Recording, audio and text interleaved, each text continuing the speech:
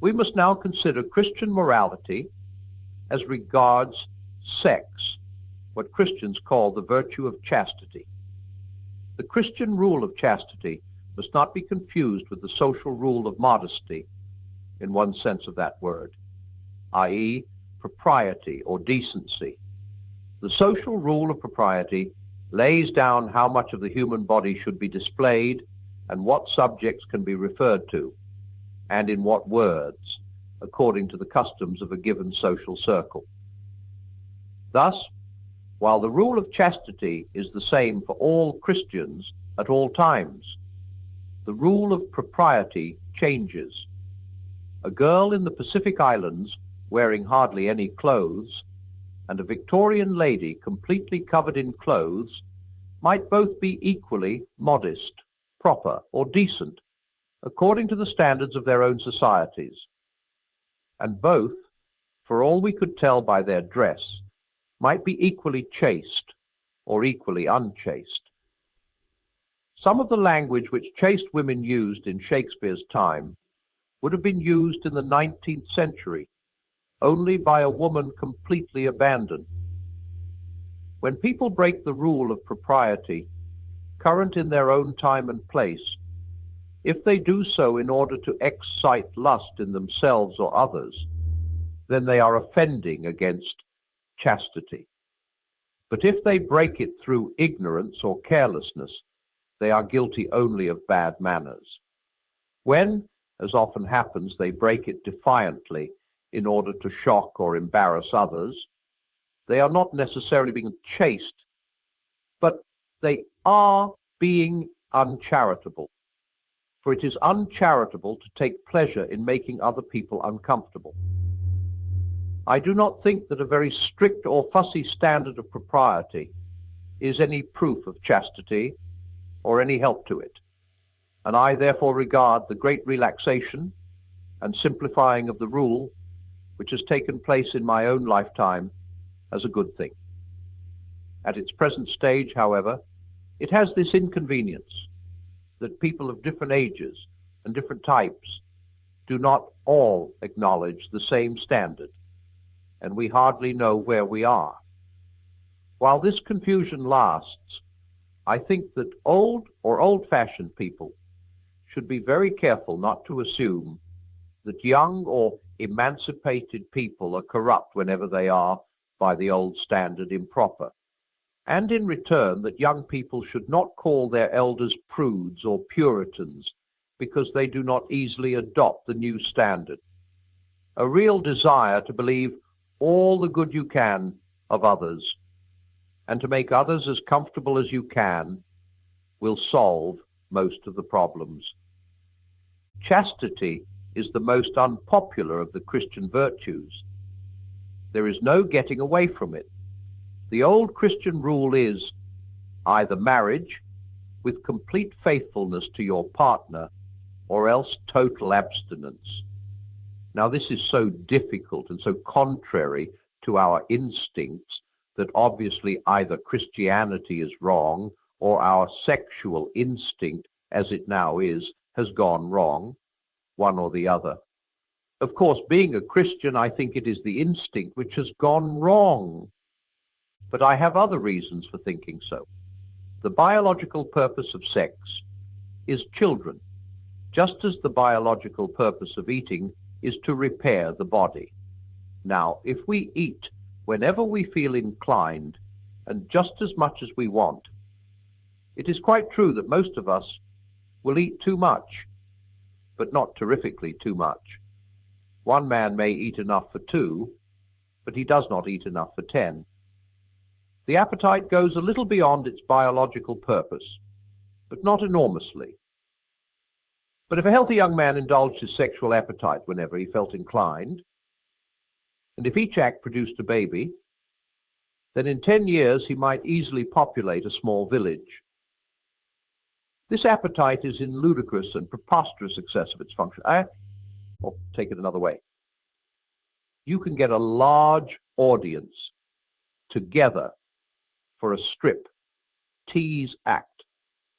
That is, to watch a girl undress on the stage. Now suppose you came to a country where you could fill a theatre by simply bringing a covered plate onto the stage and then slowly lifting the cover so as to let everyone see just before the lights went out that it contained a mutton chop or a bit of bacon. Would you not think that in that country something had gone wrong with the appetite for food?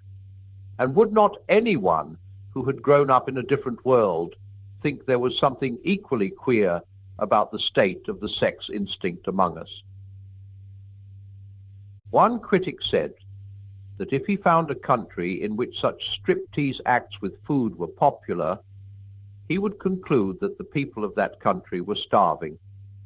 He meant, of course, to imply that such things as the striptease act resulted not from sexual corruption, but from sexual starvation.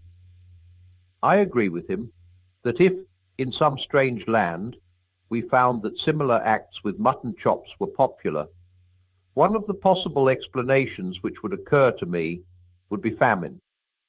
But the next step would be to test our hypothesis by finding out whether, in fact, much or little food was being consumed in that country. If the evidence showed that a good deal was being eaten, then, of course, we should have to abandon the hypothesis of starvation and try to think of another one. In the same way, before accepting sexual starvation as the cause of the striptease, we should have to look for evidence that there is, in fact, more sexual abstinence in our age than in those ages when things like the striptease were unknown. But surely there is no such evidence. Contraceptives have made sexual indulgence far less costly within marriage and far safer outside it than ever before, and public opinion is less hostile to illicit unions and even to perversion than it has been since pagan times. Nor is the hypothesis of starvation the only one we can imagine. Everyone knows that the sexual appetite, like our other appetites, grows by indulgence. Starving men may think much about food, but so do gluttons, the gorged as well as the famished, like titillations. Here's a third point. You find very few people who want to eat things that really are not food, or to do other things with food instead of eating it. In other words, perversions of the food appetite are rare, but perversions of the sex instinct are numerous, hard to cure, and frightful. I am sorry to have to go into all these details, but I must. The reason why I must is that you and I, for the last 20 years, have been fed all day long on good, solid lies about sex. We have been told, till one is sick of hearing it, that sexual desire is in the same state as any of our other natural desires, and that if only we abandon the silly old Victorian idea of hushing it up, everything in the garden will be lovely. It is not true. The moment you look at the facts and away from the propaganda, you see that it is not. They tell you sex has become a mess because it was hushed up. But for the last 20 years, it has not been hushed up. It has been chattered about all day long. Yet, it is still in a mess. If hushing up had been the cause of the trouble, ventilation would have set it right. But it is not. I think it is the other way round. I think the human race originally hushed it up because it had become such a mess. Modern people are always saying, sex is nothing to be ashamed of. They may mean two things. They may mean there is nothing to be ashamed of in the fact that the human race reproduces itself in a certain way, nor in the fact that it gives pleasure. If they mean that, they are right. Christianity says the same. It is not the thing nor the pleasure that is the trouble. The old Christian teachers said that if man had never fallen, sexual pleasure, instead of being less than it is now, would actually have been greater. I know some muddle-headed Christians have talked as if Christianity thought that sex, or the body, or pleasure were bad in themselves. But they were wrong. Christianity is almost the only one of the great religions which thoroughly approves of the body, which believes that matter is good, that God himself once took on a human body, that some kind of body is going to be given to us even in heaven, and is going to be an essential part of our happiness, our beauty, and our energy. Christianity has glorified marriage more than any other religion, and nearly all the greatest love poetry in the world has been produced by Christians. If anyone says that sex in itself is bad, Christianity contradicts him at once. But of course, when people say sex is nothing to be ashamed of, they may mean the state into which the sexual instinct has now got is nothing to be ashamed of. If they mean that, I think they are wrong. I think it is everything to be ashamed of. There is nothing to be ashamed of in enjoying your food. There would be everything to be ashamed of if half the world made food the main interest of their lives and spent their time looking at pictures of food and dribbling and smacking their lips. I do not say you and I are individually responsible for the present situation. Our ancestors have handed over to us organisms which are warped in this respect, and we grow up surrounded by propaganda in favor of unchastity. There are people who want to keep our sex instinct inflamed in order to make money out of us. Because, of course, a man with an obsession is a man who has very little sales resistance. God knows our situation. He will not judge us as if we had no difficulties to overcome. What matters is the sincerity and perseverance of our will to overcome them.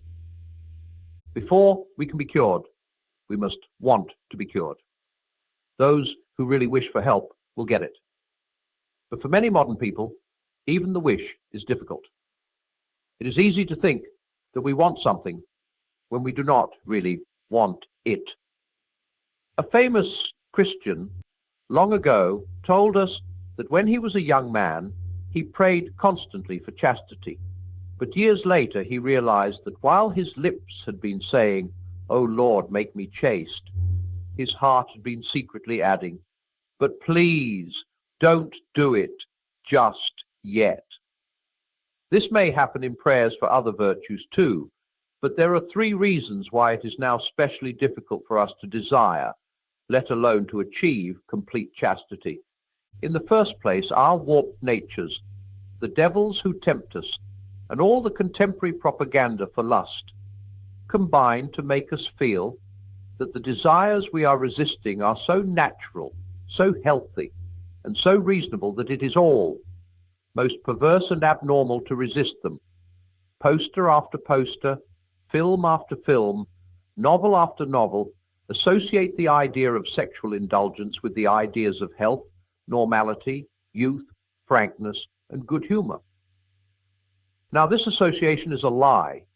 Like all powerful lies, it is based on a truth, the truth, acknowledged above, that sex in itself, apart from the excesses and obsessions that have grown round it, is normal and healthy, and all the rest of it. The lie consists in the suggestion that any sexual act to which you are tempted at the moment is also healthy and normal. Now this, on any conceivable view, and quite apart from Christianity, must be nonsense. Surrender to all our desires obviously leads to impotence, disease, jealousies, lies, concealment, and everything that is the reverse of health, good humor, and frankness. For any happiness, even in this world, quite a lot of restraint is going to be necessary. So the claim made by every desire, when it is strong, to be healthy and reasonable, counts for nothing. Every sane and civilized man must have some set of principles by which he chooses to reject some of his desires and to permit others. One man does this on Christian principles, another on hygienic principles, another on sociological principles. The real conflict is not between Christianity and nature, but between Christian principle and other principles in the control of nature. For nature, in the sense of natural desire, will have to be controlled anyway, unless you're going to ruin your whole life. The Christian principles are, admittedly, stricter than the others. But then we think you will get help towards obeying them, which you will not get towards obeying the others. In the second place, many people are deterred from seriously attempting Christian chastity because they think, before trying, that it is impossible. But when a thing has to be attempted, one must never think about possibility or impossibility. Faced with an optional question in an examination paper, one considers whether one can do it or not. Faced with a compulsory question, one must do the best one can. You may get some marks for a very imperfect answer. You will certainly get none for leaving the question alone. Not only in examinations, but in war, in mountain climbing, in learning to skate or swim or ride a bicycle, even in fastening a stiff collar with cold fingers, people quite often do what seemed impossible before they did it. It is wonderful what you can do when you have to. We may indeed be sure that perfect chastity, like perfect charity, will not be attained by any merely human efforts. You must ask for God's help. Even when you have done so, it may seem to you for a long time that no help, or less help than you need, is being given. Never mind. After each failure, ask forgiveness, pick yourself up and try again. Very often what God first helps us towards is not the virtue itself, but just this power of always trying again. For however important chastity, or courage, or truthfulness, or any other virtue may be, this process trains us in habits of the soul, which are more important still. It cures our illusions about ourselves and teaches us to depend on God. We learn, on the one hand, that we cannot trust ourselves even in our best moments, and on the other, that we need not despair even in our worst, for our failures are forgiven. The only fatal thing is to sit down, content, with anything less than perfection. Thirdly, people often misunderstand what psychology teaches about repressions. It teaches us that repressed sex is dangerous, but repressed is here a technical term. It does not mean suppressed in the sense of denied or resisted. A repressed desire or thought is one which has been thrust into the subconscious, usually at a very early age, and can now come before the mind only in a disguised and unrecognizable form. Repressed sexuality does not appear to the patient to be sexuality at all. When an adolescent or an adult is engaged in resisting a conscious desire, he is not dealing with a repression, nor is he in the least danger of creating a repression.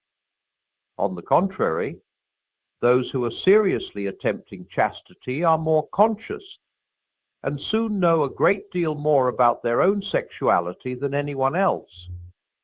They come to know their desires as Wellington knew Napoleon, or as Sherlock Holmes knew Moriarty, as a rat catcher knows rats, or a plumber knows about leaky pipes. Virtue, even attempted virtue, brings light.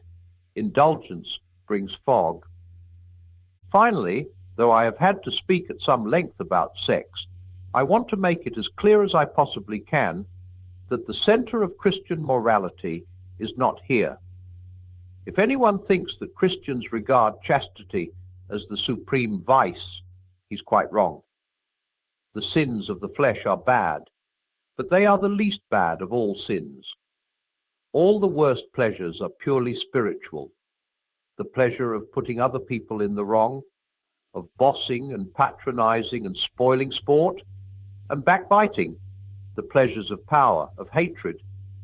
For there are two things inside me, competing with the human self, which I must try to become. They are the animal self and the diabolical self. The diabolical self is the worst of the two. That is why a cold, self-righteous prig who goes regularly to church may be far nearer to hell than a prostitute. But of course, it is better to be neither.